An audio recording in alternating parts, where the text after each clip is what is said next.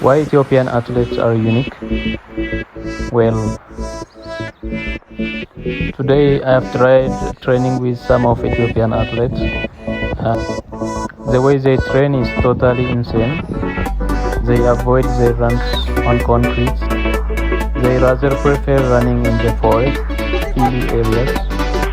That is why most of Ethiopian athletes are dangerous.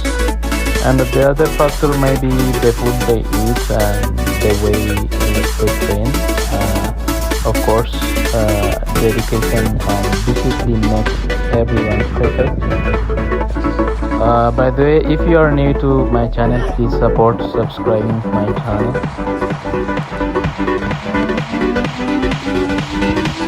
Okay guys, this is all about today's challenge. Next time I'm gonna come with push-up challenge, and see you.